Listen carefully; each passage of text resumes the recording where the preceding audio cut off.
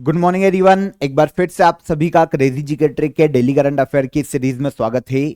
तो आइए सेशन को स्टार्ट करते हैं। 1 अक्टूबर के सभी करंट अफेयर को यहां पर हम डिटेल में डिस्कस करेंगे। बहुत ही इंपॉर्टेंट सेशन है, सेशन में एंड तक बने रहिए। पसंद आए तो लाइक और शेयर कर दीजिएगा। आज के सेशन में हम 1 अक्टूबर के करंट अफेयर को डिटेल में समझेंगे। आज नया मंथ है, 1 अक्टूबर है। सभी करंट अफेयर बहुत ही इंटरेस्टिंग है, बहुत ही इंपॉर्टेंट है। एक एक फैक्ट को आप ध्यान से सुनिए। एग्जाम रिलीवेंट है, आने वाली एग्जाम में आपको यहां से क्वेश्चन देखने को मिलने वाले हैं। तो एंड तक बने रहिएगा, इंटरेस्टिंग होने वाला है आज का सेशन। पसंद आए तो लाइक और शेयर कर दीजिएगा। पीडीएफ आपको क्रेजी जी का ट्रिक के एप्लीकेशन पर मिल जाएगी, वहां से आप इसे फ्री ऑफ कॉस्ट कलेक्ट कर सकते हैं। इसके अलावा देखिए, आप सभी के लिए 2 अक्टूबर को महा मैराथन क्लास आने वाली है 9 मंथ करंट अफेयर की। जनवरी से लेकर सितंबर 2024 तक के सभी इंपॉर्टेंट करंट अफेयर्स को इस सिंगल वीडियो में मैंने आपको कवर करवाया है। टाइमिंग में आपको कल बता दूंगा, कल के सेशन में मॉर्निंग में 2 अक्टूबर को, मतलब कल आपको ये सेशन देखने को मिल जाएगा यूट्यूब प्लेटफॉर्म पर क्रेजी जी के ट्रिक पर। ओके, तो इसे एंड तक देखिएगा। ऑलमोस्ट 4 घंटे की क्लास है, लेकिन आपके यहां पर 9 मंथ के सभी करंट अफेयर क्लियर हो जाएंगे, जो कि बहुत ज्यादा इंपॉर्टेंट है। अगर आपने एंड तक इस क्लास को देख लिया तो आपको 600 प्लस क्वेश्चन आपके यहां पर तैयार हो जाएंगे करंट अफेयर के। इवन अगर हम फैक्ट को भी मिलाए तो ऑलमोस्ट 1500 से ज्यादा करंट अफेयर एक सिंगल वीडियो में आपके कवर हो जाएंगे। तो देखना मत भूलिएगा। कल मैं आपको मॉर्निंग में टाइमिंग बता दूंगा, और कल आपको यूट्यूब प्लेटफॉर्म पर क्रेजी जी के ट्रिक पर यह महा मैराथन क्लास 9 मंथ की अवेलेबल हो जाएगी। चलिए शुरू करते हैं आज के करंट अफेयर को, ध्यान से सुनिएगा। 70वें राष्ट्रीय फिल्म पुरस्कार समारोह में दादा साहब फाल्के पुरस्कार से किसे सम्मानित किया जाएगा? तो 70वें राष्ट्रीय फिल्म पुरस्कार समारोह में 2024 के लिए दादा साहब फाल्के अवार्ड दिया जाएगा मिथुन चक्रवर्ती को। इंडियन एक्टर हैं सिनेमा के मिथुन चक्रवर्ती, देखा होगा आपने इन्हें, काफी मूवीज की है इन्होंने। दादा साहब फाल्के से पहले भी काफी एग्जाम्स में क्वेश्चन आ चुके हैं, तो क्वेश्चन इंपॉर्टेंट हो जाता है। देखिए, उत्तराखंड पीएससी के एग्जाम में क्वेश्चन आया था, पहला दादा साहब फाल्के अवार्ड किसे दिया गया? तो ये देविका रानी रॉरिक थी, अभी हम बात भी करेंगे। और इसके अलावा देखिए, एसएससी सीएचएसएल में भी क्वेश्चन आया था, दादा साहब फाल्के पुरस्कार 2019 में जब दिया गया था तो उस वक्त का पूछा गया था। ओके, तो पूरी डिटेल समझिए। पहले तो ये याद रखिएगा कि 2 प्रकार के दादा साहब फाल्के अवार्ड है। स्टूडेंट काफी कंफ्यूज होते हैं। एक है दादा साहब फाल्के इंटरनेशनल अवार्ड होता है, जो कि दादा साहब फाल्के फाउंडेशन के द्वारा दिया जाता है, लेकिन ये प्राइवेट संस्था का दादा साहब फाल्के है, तो इसकी ज्यादा इंपॉर्टेंस होती नहीं है। तो सेकंड आता है दादा साहब फाल्के अवार्ड, ये इंडियन गवर्नमेंट देती है, इसीलिए भी इसकी वैल्यू ज्यादा है। इंडियन गवर्नमेंट के द्वारा 1969 से मूवीज में जो लाइफ टाइम अचीवमेंट्स है, जो लाइफ टाइम कंट्रीब्यूशन है, उसके लिए दादा साहब फाल्के अवार्ड दिया जा रहा है। कब से? 1969 से। तो सबसे पहली बार दादा साहब फाल्के अवार्ड जो है 1969 में देविका रानी रॉरिक को दिया गया था। ओके, तो यहां पर आपको समझ में आ जाना चाहिए कि हम किसकी बात कर रहे हैं। 1969 में पहली बार शुरुआत की गई थी और देविका रानी रॉरिक को दिया गया है पहली बार दादा साहब फाल्के अवार्ड। गवर्नमेंट के द्वारा जो दिया जाता है वो इंपॉर्टेंट है। ओके, अक्टूबर 2024 में हाल ही में 70वें नेशनल फिल्म अवार्ड सेरेमनी में अभी घोषित की गई है कि भैया 17th national film award ceremony में मिथुन चक्रवर्ती को दादा साहब फाल्के अवार्ड से सम्मानित किया जाएगा। 2023 में यह जो अवार्ड है वहीदा रहमान को दिया गया था। अभी आपने उनकी इमेज देखी है, वहीदा रहमान थी वो। तो वहीदा रहमान को 53वें दादा साहब फाल्के अवार्ड से सम्मानित किया गया था लास्ट ईयर, और अब 54वां दादा साहब फाल्के अवार्ड दिया जाएगा मिथुन चक्रवर्ती को।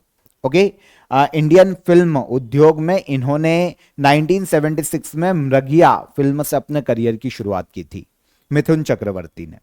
तो इसके लिए इन्हें बेस्ट एक्टर का नेशनल फिल्म अवार्ड भी दिया गया था इनकी पहली मूवी के लिए।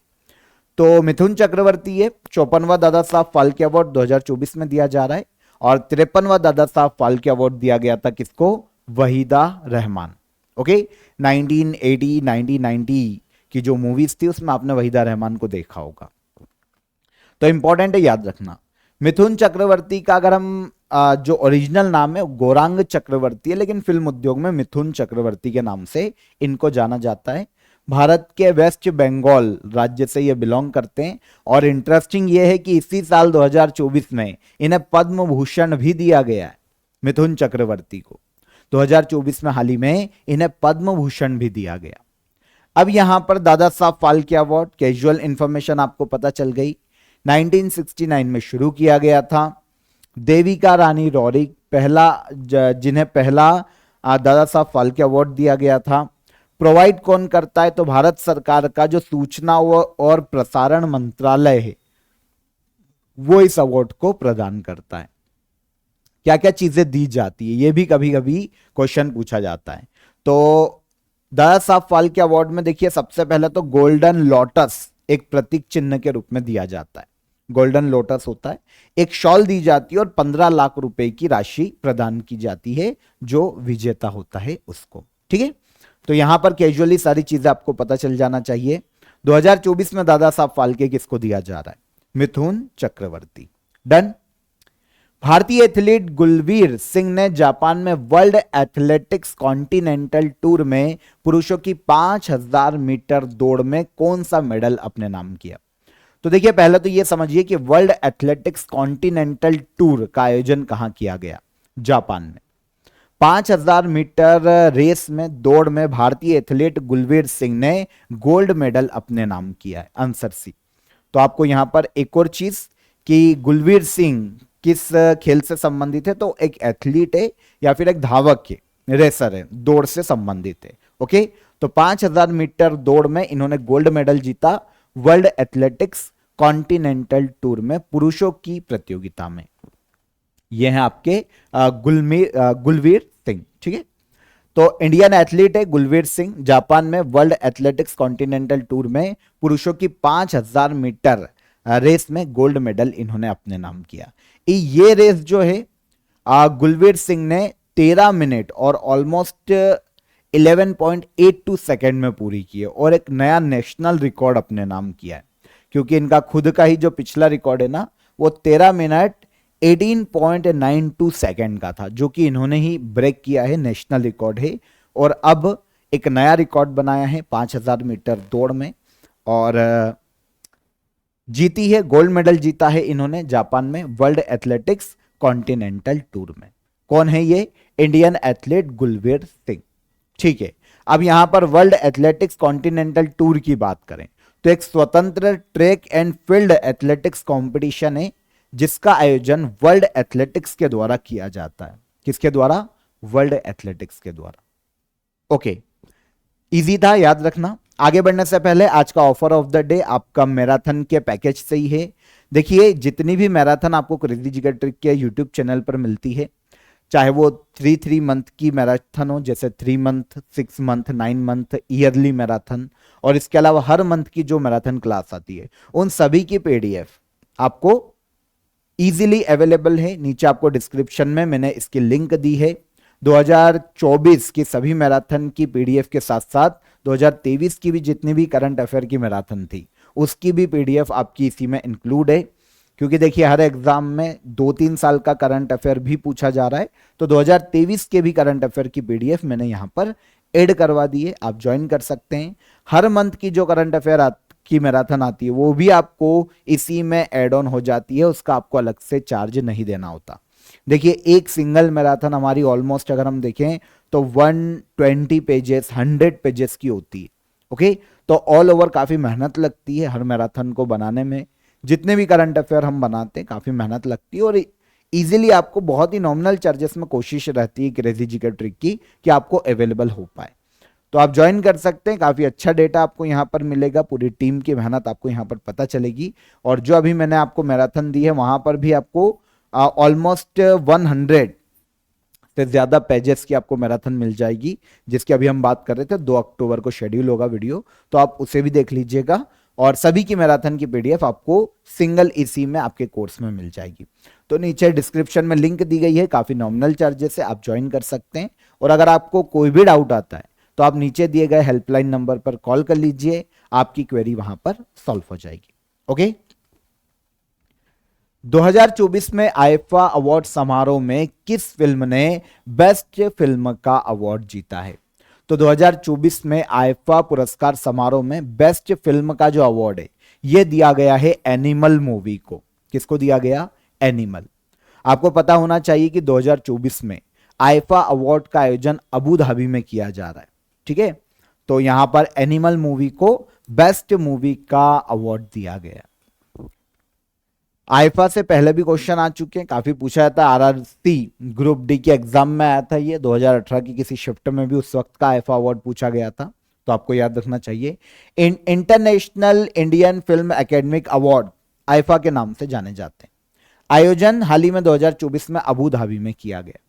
देखिए 2024 में अबू धाबी में आयोजन हुआ है, 2025 में इसका आयोजन राजस्थान के जयपुर में किया जाएगा और ऐसा दूसरी बार है जब आईफा अवार्ड इंडिया में आयोजित किए जाएंगे, क्योंकि इससे पहले 2019 में भी आईफा अवार्ड का आयोजन मुंबई में किया गया था, तो इंडिया में किया गया था। और अब 2025 में राजस्थान के जयपुर में इंडिया में आयोजित किए जाएंगे। बाकी आईफा जितने भी हुए हैं वो बाहर ही हुए हैं। तो 2024 में आयोजन कहां किया गया? Abu Dhabi. ओके, अब हम अवार्ड्स की बात करते हैं कि किस किस मूवी ने या किस किस व्यक्ति ने अवार्ड जीते। तो आईफा 2024 में संदीप रेड्डी वांगा डायरेक्टर है, इनकी मूवी है एनिमल।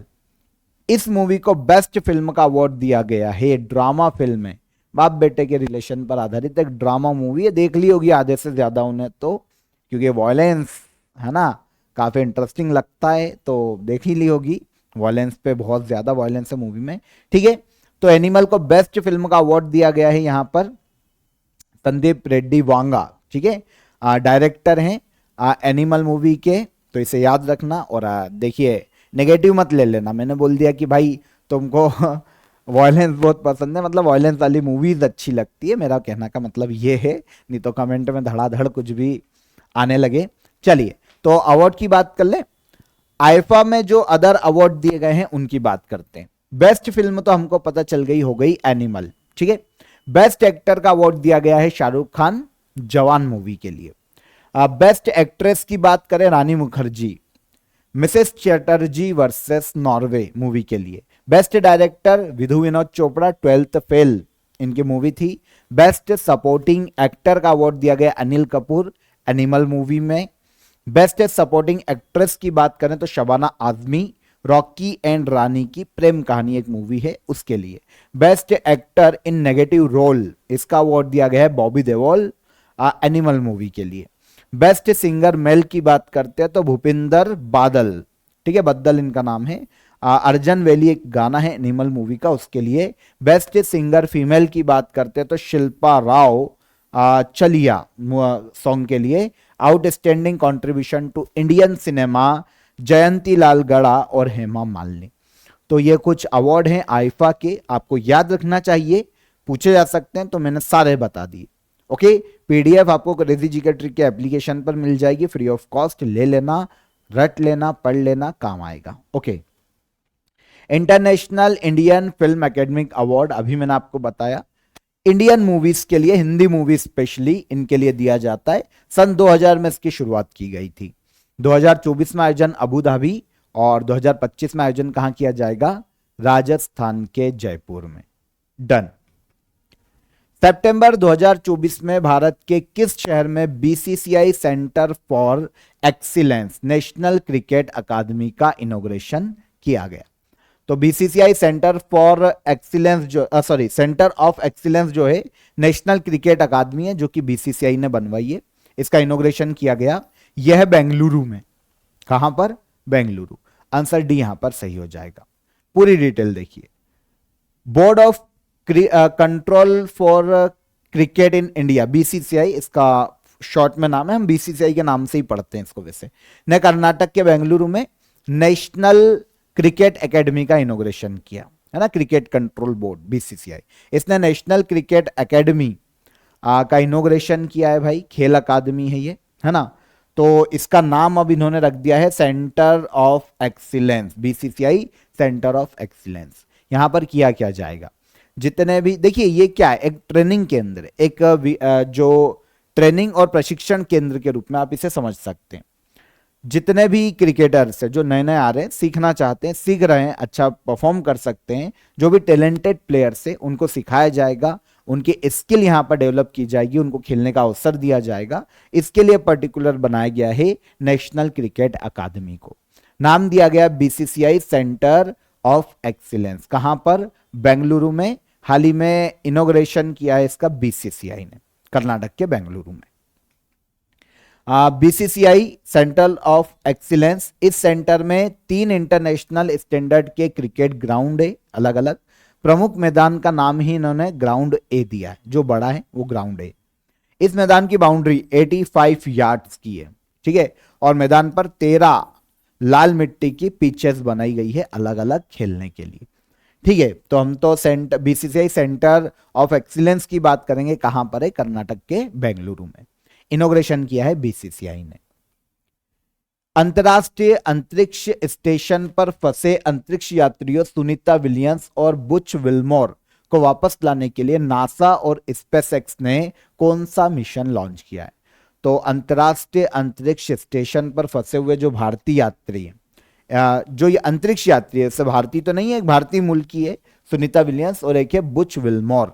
इनको वापस लाने के लिए नासा और स्पेसएक्स ने मिलकर एक मिशन लॉन्च किया है, क्रू 9 मिशन, ठीक है।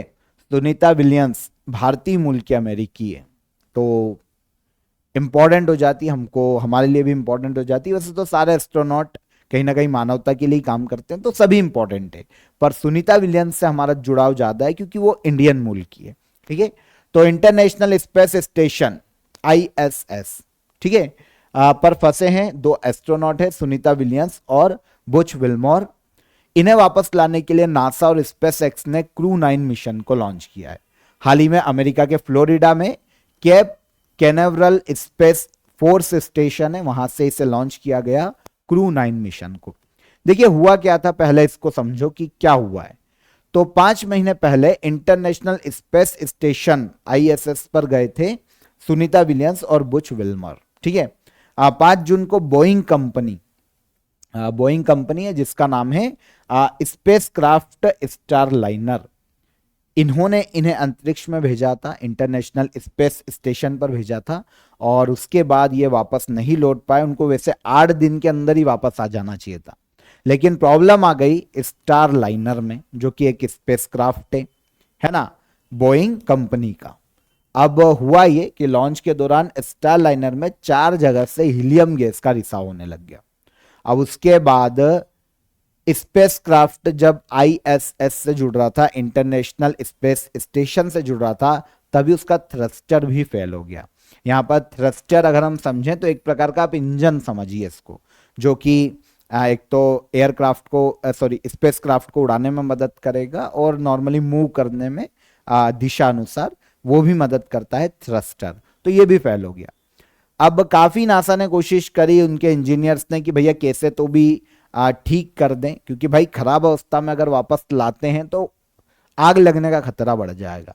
पर अब वो ठीक हो नहीं पाया। अब जब ठीक नहीं हो पाया ना, तो नासा ने सोचा कि भैया रहने दो इनको, इस एयरक्राफ्ट जो स्पेस क्राफ्ट है उसको ही वापस बुला लो, हमारे अंतरिक्ष यात्रियों को वहीं रहने दो, हम उनके लिए कुछ करते हैं। तो 6 सितंबर को स्टारलाइनर बिना सुनीता विलियम्स और बुच विल्मर के धरती पर लौटाया, और अब इनको वापस लाने के लिए शुरू किया गया है। नासा और स्पेस एक्स ने एक सैटेलाइट भेजा है, स्पेस क्राफ्ट भेजा है, जिसको नाम दिया है क्रू 9 मिशन, ठीक है। तो अब क्रू 9 मिशन देखते हैं लेके आ पाता है कि नहीं। वैसे तो ले आना चाहिए क्योंकि नासा और स्पेस एक्स दोनों लगे हुए, तो वी होप कि आ जाए, ठीक है, सही सलामत, जरूरी। चलिए आगे आते हैं। 14th हॉकी इंडिया जूनियर महिला राष्ट्रीय चैंपियनशिप 2024 का आयोजन किस राज्य में किया जा रहा है? तो 14th हॉकी इंडिया जूनियर महिला राष्ट्रीय चैंपियनशिप 2024 का आयोजन किया जा रहा है झारखंड में। कहां पर? झारखंड, ठीक है। देखिए 30 सितंबर से झारखंड के रांची में 14th hockey India junior women national championship 2024 शुरू हो गई।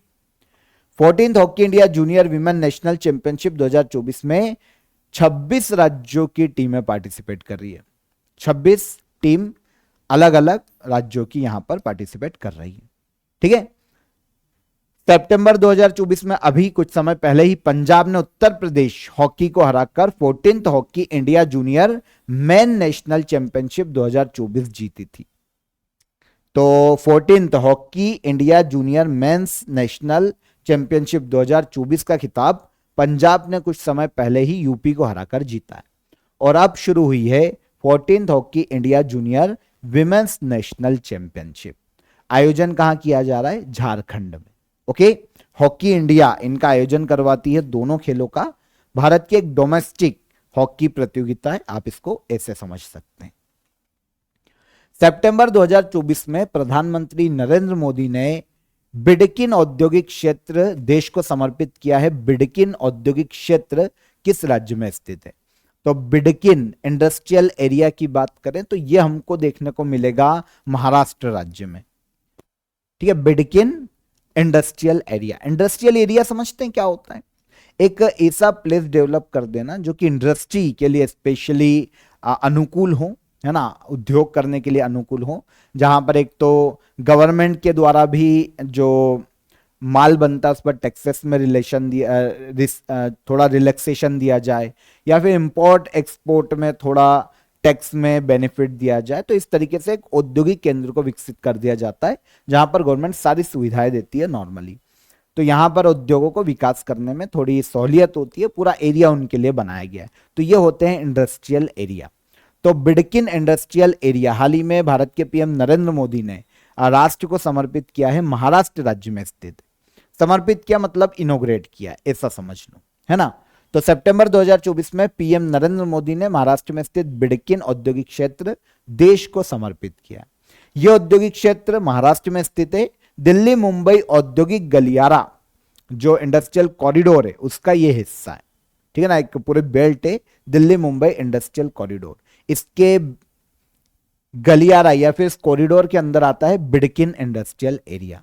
ठीक है, 7,855 एकड़ में फैला हुआ है और इसको बनाने में टोटल जो कॉस्ट आई है वो 6,414 करोड़ रुपए की आई है पूरी तरीके से इसे डेवलप करने में, बिडकिन इंडस्ट्रियल एरिया। ठीक है, देखिए दिल्ली मुंबई इंडस्ट्रियल कॉरिडोर की बात करें तो ये एक पूरा औद्योगिक गलियारा है, कॉरिडोर बनाया गया है, इंडस्ट्रियल कॉरिडोर, जिसकी टोटल लंबाई देखें ना 1504 किलोमीटर। दिल्ली से लेकर इवन यूपी के ग्रेटर नोएडा से लेकर मुंबई तक ये फैला हुआ। ठीक है, ग्रेटर नोएडा यूपी से शुरू होता है, दिल्ली होता हुआ हरियाणा, राजस्थान, गुजरात और महाराष्ट्र राज्यों से होकर ये इंडस्ट्रियल कॉरिडोर गुजरता है।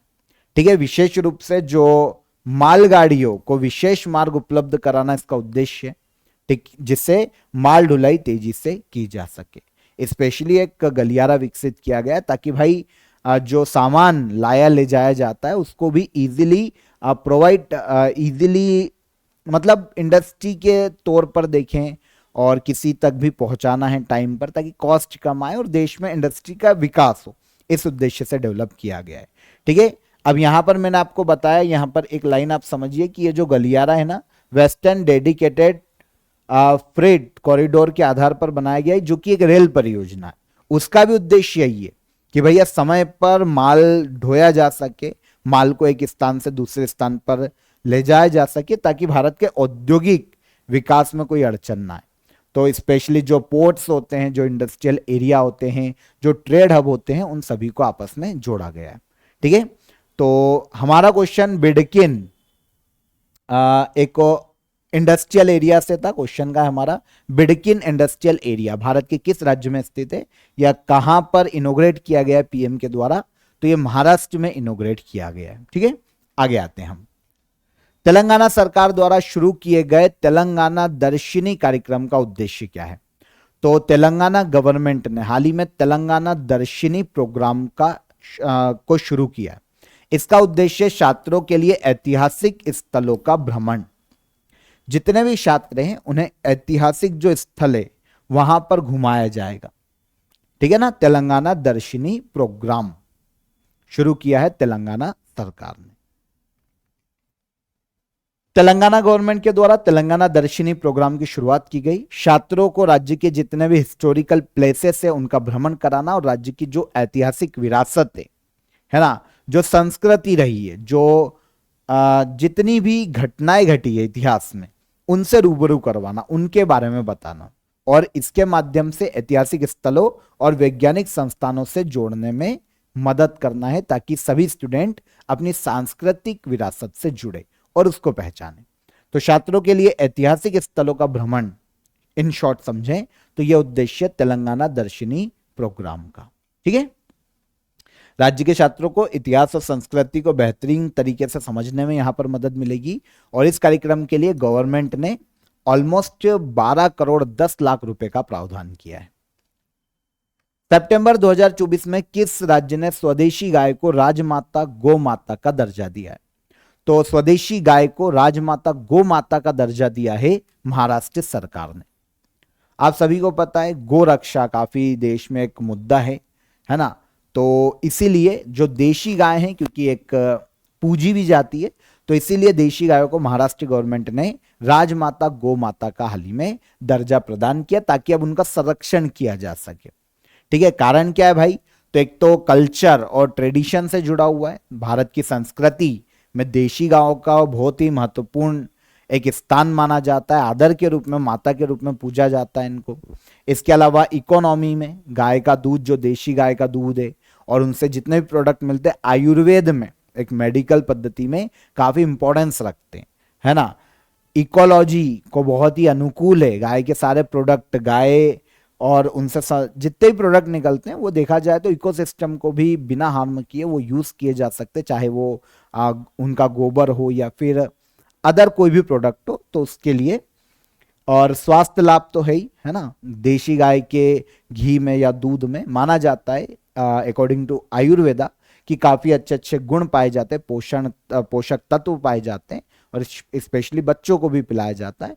तो इसलिए महाराष्ट्र गवर्नमेंट ने इनिशिएट लिया है कि भैया वो अब स्वदेशी गायों को उन्होंने राजमाता गौ माता का दर्जा दिया है ताकि उनका संरक्षण किया जा सके। इसके बाद लास्ट क्वेश्चन है हमारा, उदयनिधि स्टालिन को किस राज्य का उप मुख्यमंत्री बनाया गया है? उदयनिधि स्टालिन की बात करें तो ये हाल ही में उप मुख्यमंत्री बनाए गए हैं भारत में तमिलनाडु राज्य के। आप जानते हैं इनके पिता M.K. स्टालिन, जो पहले से ही तमिलनाडु राज्य के सीएम के पद पर हैं, और अब उनके बेटे उदयनिधि स्टालिन राज्य के उप मुख्यमंत्री डिप्टी सीएम के रूप में अपॉइंट किए गए, उदयनिधि स्टालिन। ठीक है, तो तमिलनाडु स्टेट गवर्नमेंट ने उदयनिधि स्टालिन को राज्य का डिप्टी सीएम बनाया है हाल ही में। उदयनिधि स्टालिन मुख्यमंत्री M.K. स्टालिन के बेटे, जो कि तमिलनाडु गवर्नमेंट में यूथ वेलफेयर और मिनिस्टर ऑफ स्पोर्ट्स डेवलपमेंट के पद पर थे। ठीक है, तो उदयनिधि स्टालिन डिप्टी सीएम बने हैं किस राज्य के? तो तमिलनाडु राज्य के। ठीक है, और उनके पिता M.K. स्टालिन तमिलनाडु के सीएम हैं। डन। तो यहां पर 1 अक्टूबर के सभी करंट अफेयर हो गए, हमने डिटेल में डिस्कस कर लिया, एक एक फैक्ट को समझ लिया। आई होप पसंद आए होंगे। अब आ जाइए लास्ट डे के करंट अफेयर को रिवाइज कर लेते हैं, रिवीजन देख लेते हैं, एमसीक्यू फॉर्म में फटाफट आंसर लेंगे। पद्मश्री पुरस्कार से सम्मानित पप्पमल जी का निधन हो गया। इन्हें किस वर्ष पद्मश्री से सम्मानित किया गया था? तो पप्पामल जी की बात करें तो इन्हें पद्मश्री से सम्मानित किया जा चुका है ऑर्गेनिक एग्रीकल्चर में इनके योगदान के कारण। ठीक है, टूरिज्म मिनिस्ट्री ने बेस्ट टूरिज्म गांव प्रतियोगिता 2024 में कितने गांवों को 8 श्रेणियों में पुरस्कार प्रदान किए? तो 36 विलेजेस को पुरस्कार दिए गए हैं पर्यटन मंत्रालय के द्वारा। सितंबर 2024 में तूफान हेलेन से कौन सा देश प्रभावित हुआ? तो सितंबर 2024 में तूफान हेलेन से प्रभावित होने वाला देश बना है कौन? अमेरिका, है ना। 70वीं नेहरू ट्रॉफी बोट रेस का आयोजन किस झील में किया गया? 70वीं नेहरू ट्रॉफी बोट रेस का आयोजन किया गया है पुन्नमदा झील में। कहां पर देखने को मिलती है? भारत के केरल राज्य में, है ना। केरल, एक आपको वेम्बनाड झील भी बताई थी, तो वो भी कहां पर है? केरल में। चर्चा में रहा मूडा घोटाला मामला किस राज्य से संबंधित है? मूडा घोटाले की बात करें तो ये हमको संबंधित देखने को मिलता है भारत के कर्नाटका राज्य से, है ना। वहां के सीएम एक सस्पेक्ट के रूप में देखने को मिले हैं इस घोटाले में। कर्नाटका का है मूडा घोटाला। भारतीय रेलवे ने रेल दुर्घटनाओं के बाद बचाव कार्यों के लिए कौन सा दल बनाया है? तो यह दल है रेल रक्षक दल। ठीक है, हिजबुल्लाह चीफ हसन नसरुल्लाह कहां मारा गया? तो यह लेबनान की कैपिटल बैरूत में मारा गया। विश्व हृदय दिवस कब मनाया जाता है? तो पूरे वर्ल्ड में वर्ल्ड हार्ट डे मनाया जाता है 29 सितंबर को। सितंबर 2024 में नितिन गडकरी ने किस राज्य में ऑक्सीजन बर्ड पार्क का इनॉग्रेशन किया? ऑक्सीजन बर्ड पार्क का इनॉग्रेशन किया गया है भारत के महाराष्ट्र राज्य में। वर्ल्ड टेलीकॉम स्टैंडर्डाइजेशन असेंबली की मेजबानी कौन सा देश करेगा? तो ये करेगा कौन? इंडिया। Answer B. ठीक है, तो ये सारे क्वेश्चन हमने लास्ट डे के करंट अफेयर में समझे थे डिटेल में।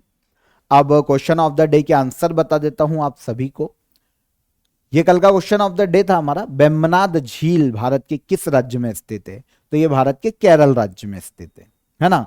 भारत में सबसे ज्यादा सोयाबीन का उत्पादन किस राज्य में किया जाता है? तो भारत में ऑलमोस्ट 42% सोयाबीन का उत्पादन, 100% जो देश में सोयाबीन प्रोडक्शन किया जाता है उसमें से 42% मध्य प्रदेश उत्पादित करता है सोयाबीन का। और श्रवण बेलगोला किस राज्य में स्थित है? तो जैन तीर्थ स्थल है श्रवण बेलगोला, जो देखने को मिलता है भारत के कर्नाटका राज्य में। ठीक है, तो यहां पर यह कवर हो जाता है। अब आज के आपके क्वेश्चन ऑफ द डे देख लीजिए। हल्दी घाटी का युद्ध किस वर्ष हुआ था? पहला हो गया, किस ग्रह को सिस्टर ऑफ अर्थ कहा जाता है? सेकेंड, और पृथ्वी की बहन या जुड़वा बहन, है ना। भारत का सबसे बड़ा कपास उत्पादक राज्य कौन सा है? तो 3 क्वेश्चन इंपॉर्टेंट है, ध्यान से नोट कीजिए, कमेंट में आंसर कीजिएगा। सेशन कैसा लगा ये भी बताइए। सेशन पसंद आया हो तो वीडियो को लाइक और शेयर कर दीजिए, चैनल को सब्सक्राइब कर लीजिए। फिर मुलाकात करेंगे नेक्स्ट वीडियो में, नेक्स्ट डे के करंट अफेयर में। तब तक अपना ख्याल रखिएगा। जय हिंद, जय भारत।